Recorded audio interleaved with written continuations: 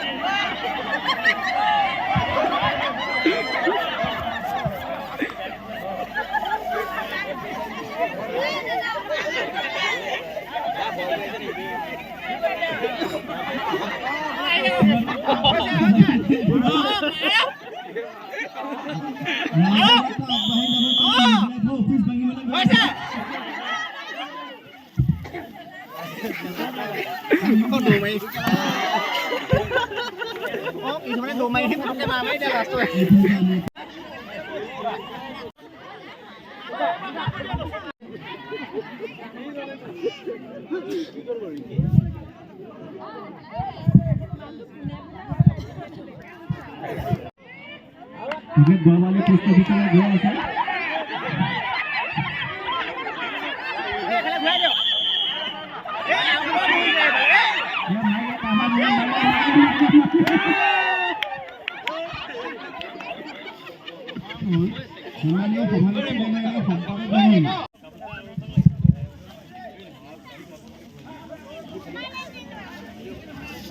ये भांगिब এতিয়া টিকেলি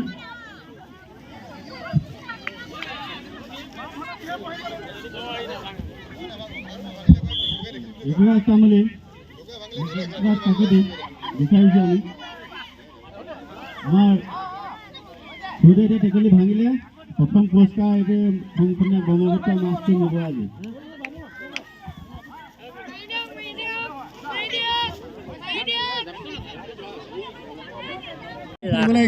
সুন্দৰভাৱে কৰি আছে কি ক'ব এই মুহূৰ্তত আপুনি যিহেতু খবৰ উদ্বোধন কৰি গ'ল হয় ইতিমধ্যে আমি প্ৰথমতে জয়তে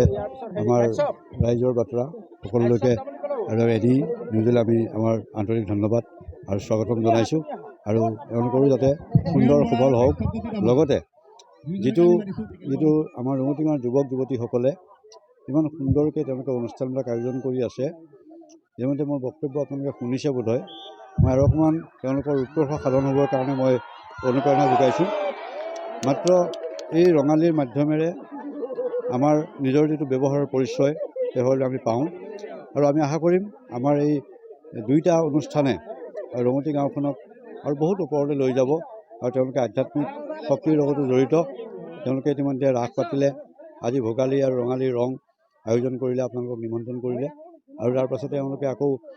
ভাগৱত পাঠ বোধহয় ব্যাখ্যা সহকাৰে পাতিব গতিকে আশা কৰিম আধ্যাত্মিক যেতিয়া তত্ত্বৰ ভিতৰত তেওঁলোক আকৰ্ষিত হ'ব লগতে তেওঁলোকে নিজকো সম্পূৰ্ণভাৱে সকলো ফালে যাতে পৰিৱৰ্তন কৰিবলৈ যাতে চেষ্টা কৰিব এই আশা কৰি মই তেওঁলোকলৈ শুভেচ্ছাৰ লগতে এই আমাৰ চেনেললৈ শুভেচ্ছা জনাই মই ইমানেই কওঁ আৰু লগতে ভোগালী বিহুৰ শুভেচ্ছা জনাইছোঁ নৱজাগৰণ যুৱ সংঘ নবাৰুণ মহিলা সমাজ ৰঙতি গাঁও উদ্যোগত আমাৰ তৃতীয় বৰ্ষৰ প্ৰয়াস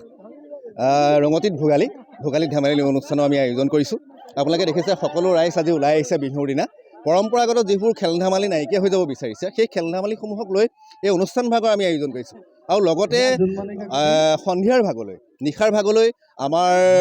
এটি প্ৰীতি ভোজ ভাত আৰু লগতে এটি সাংস্কৃতিক অনুষ্ঠানো আমি আয়োজন কৰিছোঁ আৰু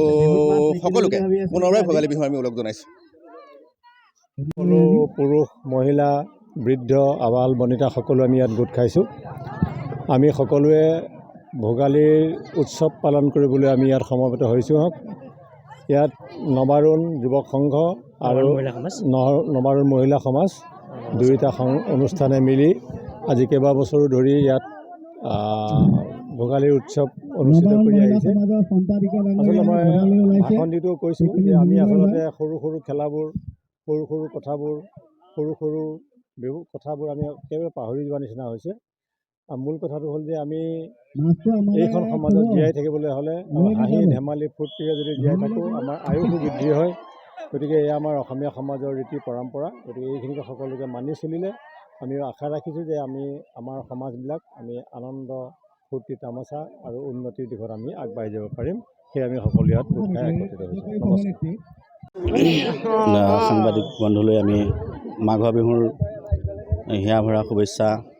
তথা ওলগ জনাইছোঁ। আমাৰ ৰঙতি গাঁৱত তৃতীয় বৰ্ষৰ বাবে এবাৰ আমি ভোগালীত ধেমালি অনুষ্ঠানভাগ আয়োজন কৰিছোঁ আৰু সুন্দৰভাৱে অনুষ্ঠানভাগ চলি আছে। আমাৰ গোটেই গাঁৱৰ তথা আমাৰ পৰম্পৰা যিটো মাঘৰ বিহু, ভোগালী বিহু, সেই ভোগালী বিহু যাতে সকলো গাঁওবাসী ৰাইজ একত্ৰিত হৈ থাকে, এই আদৰ্শক লৈ আমি সকলোৱে আজি মাঘৰ বিহুত আমাৰ হৰি মন্দিৰৰ প্ৰাংগণতে আমি সকলোৱে পুৰণা খেল ধেমালিসমূহ একত্ৰিত কৰি আজি আমি সকলোৱে একেলগে এসাঁজ খোৱাৰ ব্যৱস্থা কৰিছোঁ।